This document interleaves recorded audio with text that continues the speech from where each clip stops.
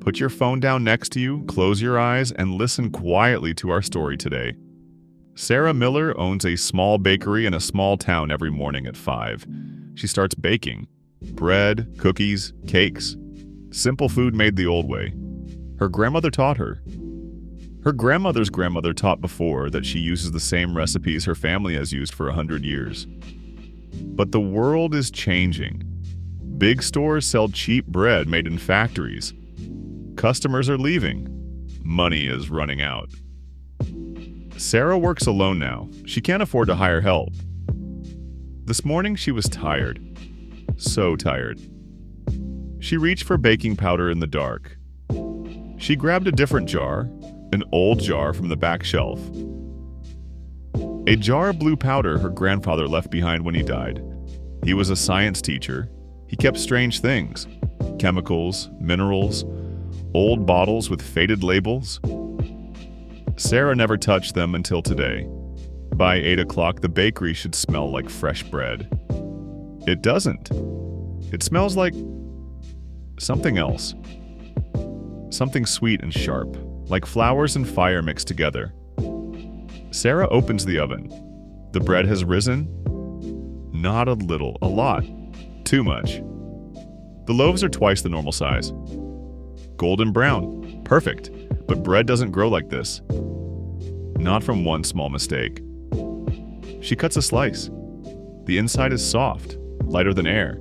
She takes a bite. It's the best bread she's ever tasted. Sarah is scared and curious. She makes another batch, this time on purpose. She measures the blue powder carefully, 1 teaspoon per loaf. She mixes, she waits, she bakes. The same thing happens. The bread grows. The smell fills the bakery.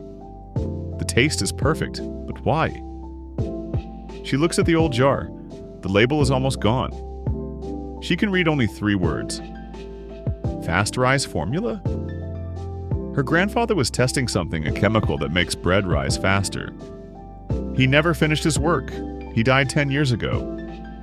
The jar has been sitting on the shelf ever since. Now Sarah has found it by accident. Sarah faces a choice. She can throw away the blue powder, use normal ingredients, make normal bread, play it safe.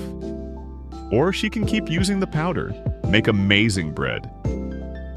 Save her bakery, but she doesn't know what the powder is. She doesn't know if it's safe.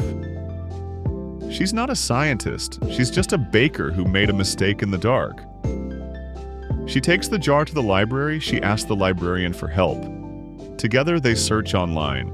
They find old chemistry books. They look for answers. The librarian, Mrs. Chen, was a chemistry teacher before she retired.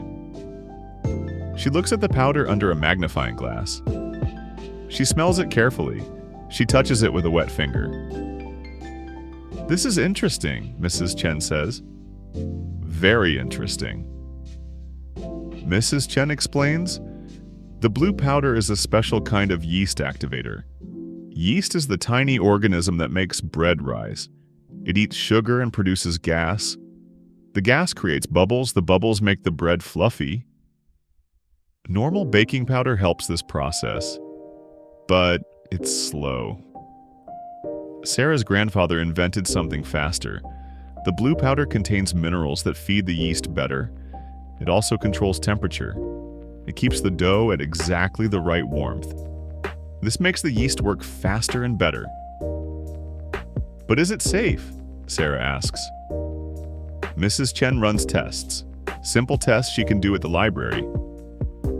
She mixes the powder with different chemicals. She watches what happens. After 3 days, she has an answer.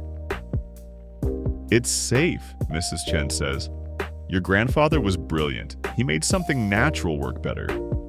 No poison, no danger. Just clever chemistry." Sarah starts using the blue powder in everything. Her bread gets famous.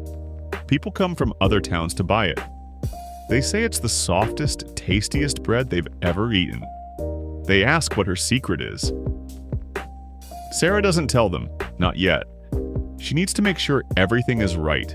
She needs to understand the science. She needs to be certain the powder is truly safe.